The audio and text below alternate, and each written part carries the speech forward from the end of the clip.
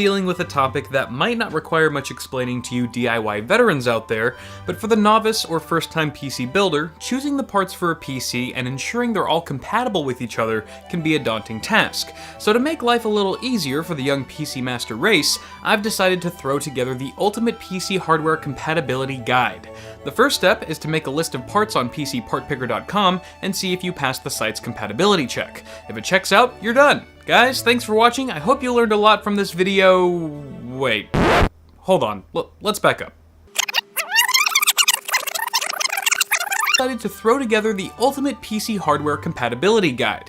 Now, while a PC list-making site like PC Part Picker already offers a built-in compatibility checker, after doing some research, I found that such automated systems aren't always 100% accurate, especially when it comes to gauging specific clearance parameters or taking specialized situations into account. So hopefully by the end of this video, you'll have a greater understanding of how various PC parts relate to each other, and thus a higher chance of choosing all the right hardware. That being said, I use PC Part Picker all the time, personally. It's a fantastic site that I'd recommend using to part out your build. I'm just giving you the necessary information in this video that a universal algorithm can't always provide.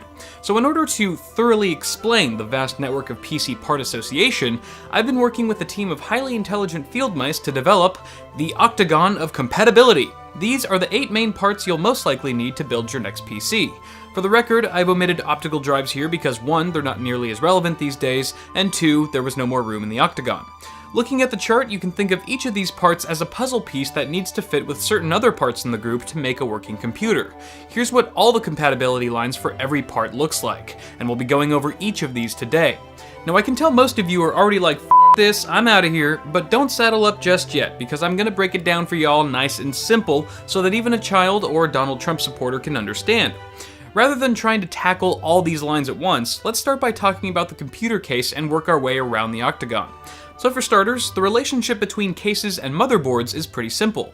Motherboards come in a number of sizes or form factors, but the most common ones from smallest to largest are Mini ATX, Micro ATX, ATX, and Extended ATX, or EATX for short. Once you know what kind of board you're dealing with, you can look on a case's product page to see what types of boards it supports. Some cases support more than one type of board, but I would advise against putting a small board inside a larger case if you want to use your system to its fullest. Additionally, your motherboard should have the necessary headers for plugging in your case's front panel connectors. This includes the elements at the front of your case, like USB ports. To avoid a lifetime of pain and sorrow, take a look at exactly what external connectors your case is rocking, then check for the corresponding headers on your motherboard. As a quick pro tip, a single USB 3 header on your motherboard can support up to 2 USB ports on your case, and the same goes for a USB 2 header. Your GPU or video card also needs to fit comfortably inside your chassis. First, check to see how many PCI slots your video card has, then verify that your case has the same number of expansion slots or more. These days, most cards are only 2 slots wide, and most cases have at least 2 expansion slots, so this really isn't a big concern. If anything, you're more likely to run into clearance issues with the length of your GPU. Again, check the manufacturer's website, this time making sure that the length of your video card is shorter than the case's maximum supported graphics card length. The height and thickness of the card's cooler can also pose clearance issues, but usually that's only if you're building inside of a toaster. The CPU cooler has a similar relationship with your case as the GPU. If you're going with a non-liquid air cooler, the main thing to look out for here is the height of the cooler versus the case's maximum supported CPU cooler height. For all-in-one liquid coolers, pay attention to its radiator size, which is usually either 120, 240, 280, or 360 millimeters long. Then check to see if the case in question supports radiators of that particular size. To guarantee a case's compatibility with a power supply, there are 3 factors to consider here, the first one being form factor. Like motherboards, power supplies come in a variety of sizes too, but the 2 main types are ATX and SFX. SFX is typically only used in small form factor cases, so unless you're building a super portable PC, chances are you'll be dealing with an ATX power supply. This is kind of confusing since, as we just discussed, ATX is also a motherboard form factor, but since they signify different specifications, it's probably best to ignore the similarity. At any rate, check both product pages to make sure the form factor of your power supply is supported by your case. Secondly, you'll want to ensure that the length of the unit meets the requirements for your case's power supply clearance. When building in smaller cases, I like to stay well under this limit if I can, just to give some extra room for cable management. Thirdly, you'll want to look out for any fan controllers or LEDs built into your case that require juice from your power supply. These are usually driven by a SATA or Molex connector, so make sure your power supply has the right kind and number of plugs. The last part to consider for our case here is storage. Whether they be mechanical drives or SSDs, most drives that mount directly to your case are of the 2.5-inch or 3.5-inch variety. Count up how many drives you plan to use in your build, and make sure your case has enough drive mounts to accommodate them. Be aware that many cases have drive mounts that support both 2.5-inch and 3.5-inch drives, but not concurrently unless otherwise specified. Now let's move on to the motherboard. Since this component functions as kind of a central hub, it's no surprise that it requires compatibility with every other part on our list. Of course, we already discussed its association with cases, so no need to revisit that. When it comes to the motherboard and CPU, the most important factor to allow compatibility is the socket type. Common Intel sockets of today include socket LGA 1150, 1151, and 2011-V3. These socket types need to match exactly for there to be a working connection, no exceptions. AMD, on the other hand, is a bit more flexible in this regard, in that its FM2 Plus and AM3 Plus motherboards are backwards compatible with older FM2 and AM3 CPUs, just not the other way around. Still, it's generally recommended to use an AMD CPU and motherboard of the same socket type. If you're set on buying a K-SKU Intel CPU for overclocking, you'll also need to check that your motherboard chipset supports it. At the moment, the popular chipsets that support overclocking include Z97, Z170, and X99. AMD users don't have to worry as much here since overclocking is supported on pretty much all the main chipsets. Apart from processors, your motherboard also needs to support the correct standard, capacity, and speed of your RAM, or system memory. Most boards nowadays support either 240-pin DDR3 or 288-pin DDR4, so you'll need to buy a RAM kit sporting the same type of memory. If you're choosing a kit with more than 2 DIMMs, make sure the board has at least that many DIMM slots to house them. Motherboards also have a cap on how much RAM capacity they can support, so if you're opting for a 64 gig kit, for example, make sure you're not buying a board that only supports 32 gigs. Finally, you want to make sure your motherboard supports the rated speed in megahertz of your memory in order for it to operate at its full potential. An OC acronym that's listed next to a specific speed indicates that you'll need to manually overclock your memory, usually in the BIOS, in order to hit that specific frequency. Moving on to motherboards and graphics cards. Most boards you'll find have PCI Express slots that can accommodate any modern GPU, but for good measure you'll want to make sure both parts are supporting the same generation of PCIe. The current gen, as of filming this video, is PCIe Gen 3. If you happen to be installing multiple GPUs, make sure you choose a board that supports the same number of cards with either SLI for NVIDIA GPUs or Crossfire for AMD. Now, compatibility between the CPU cooler and the motherboard is very much like the affair between the board and CPU. As long as your cooler supports the same Intel or AMD socket as your motherboard, you're in the clear. Luckily, most air and liquid coolers support the vast majority of popular sockets, but still be sure to double check before pulling the trigger. Like everything else in the PC, the motherboard gets powered by the power supply, but not every power supply has the right connectors to power any board. The first of 2 main plugs to consider here is your EPS CPU connector. This will either be a 4-pin or more commonly an 8-pin plug on your motherboard. Either way, I'd recommend a power supply with an 8-pin EPS plug, which is usually split into 2 4-pin connectors so it can work for either scenario. The second plug to watch out for is the larger ATX motherboard connector, which usually has 20 or 24 pins. As such, your power supply should have a 20 plus 4-pin connector in order to power your board. Now listen up carefully here because compatibility between a motherboard and your storage configuration can be a bit tricky for new builders. To start with the basics, most SSDs and hard drives connect to the motherboard via a SATA data cable in order to transfer data. Most motherboards have a number of SATA ports on board for exactly this purpose. As for now, the 2 common speeds of this connection are SATA 2, which features transfer speeds of 3 gigabits per second, and SATA 3, with faster speeds of 6 gigabits per second. While the average hard drive sees virtually no performance difference from either connection, newer SSDs from the last couple of years should always be plugged into the faster port when possible.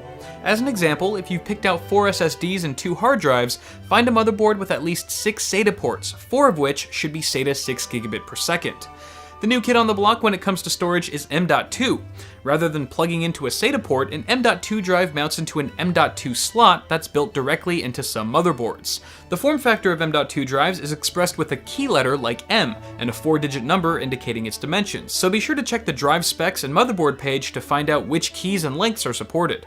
But wait, there's more! Not all M.2 drives use the same data transfer protocol, the two main ones being SATA and the newer and faster NVMe PCIe. Now because the world hates you, some motherboards only support one or the other, and some boards support both. When in doubt, check the manufacturer's website to see what's what. If you're considering an M.2 drive for your build, I'd highly recommend watching Paul's video on M.2 before buying your parts. Now believe it or not, with the case and motherboard behind us, we've already churned through the majority of compatibility lines here. That brings us to the CPU, which really only needs to play nicely with three other components, one of which we've just discussed.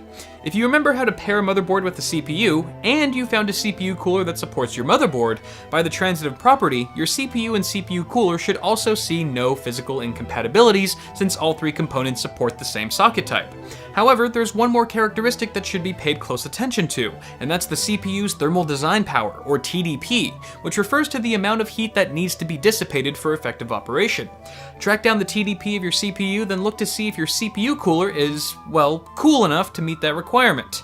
If you plan on overclocking your CPU, I'd highly recommend a cooler with a cooling capacity that exceeds the on-the-box TDP of your chip. The TDP of a CPU also gives us a general idea of how much power it'll draw. While your power supply needs to be able to handle the load of your CPU, your video card is usually the biggest power hog in a PC, and thus gives us a better estimate of what wattage our power supply should be in order to drive the whole system, so we'll circle back to this later when we touch on the video card. As we've already gone over, your memory and motherboard have a defined set of specs that determines their compatibility, but the relationship between your RAM and CPU cooler isn't so cut and dry.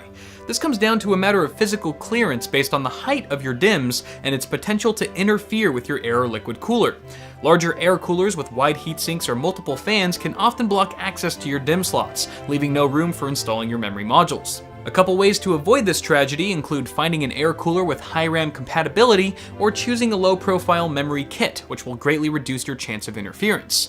To be on the safe side, you should also research your model of CPU cooler online to see if it's caused any clearance issues for fellow builders. All-in-one liquid coolers can pose similar clearance problems with their radiators or radiator fans. This is particularly a concern if you plan on mounting your radiator at the top of your case, where it could potentially hang down too low and clash with your DIMMs. Again, a low-profile memory kit can do wonders here, but equally effective is choosing a case that features either a top radiator mount with ample spacing away from your motherboard, or radiator support on different sides of the chassis. Next up, we have the video card, and assuming you were listening when we talked about case and motherboard compatibility, that leaves us with how to select a proper power supply for our GPU, and our whole system for that matter. On the graphics card manufacturer's website, it should list in plain view the minimum recommended power supply wattage required to drive the entire system safely. For peace of mind, I typically opt for a unit that's about 100 watts greater than this recommendation, and 150 watts greater if I plan on overclocking my CPU and video card. If you want to find out exactly how much power your system will draw, add all of your parts to a list on PC Part Picker, and the site will spit out a fair estimate of your PC's total power consumption before overclocking. Now getting back to the GPU for a minute, sufficient wattage is only half the battle, as your power supply also needs to have the appropriate PCI Express connectors to power the card. Unless you're dealing with a low-power GPU with no PCI connectors, most cards will have a number of them in 6-pin or 8-pin varieties. Check to see that your PSU has a sufficient number of the correctly sized plugs, or you'll be stuck with an overpriced paperweight. Keep in mind that many power supplies feature 6 plus 2-pin PCIe connectors, which can be used for either a single 6-pin or 8-pin plug on your graphics card. At this point, we've talked about nearly every part associated with the CPU cooler, but there are some rare instances where your cooler can interfere with your power supply. This is usually only a concern in small form factor cases where the power supply is mounted directly above the CPU in order to save space. In this situation, you'll need to find a liquid cooler if your case supports it, or a low-profile air cooler that's shorter than your case's maximum CPU cooler height limit. As you guys can see, there's really not much left to say about our power supply either, other than its requirements for storage. Earlier we talked about how SSDs and hard drives require a SATA connection to your motherboard for data transfer, but these drives still require a second SATA connection to receive power. As such, your power supply needs to have at least one SATA plug for every one of your hard drives, and don't forget to account for any other elements like fan controllers or LEDs that require SATA ports as well. Finally, that leaves us to storage, but by now we've exhausted all of its various part associations, thus concluding today's lesson on the octagon of compatibility. I know this was a lot of thick information to run through, guys, and there's a fair chance that I overlooked a few things myself. So if you're watching this video as a seasoned PC builder, please share any compatibility tips that I might have missed in the comments below, which I'm sure our rookie tech friends will appreciate.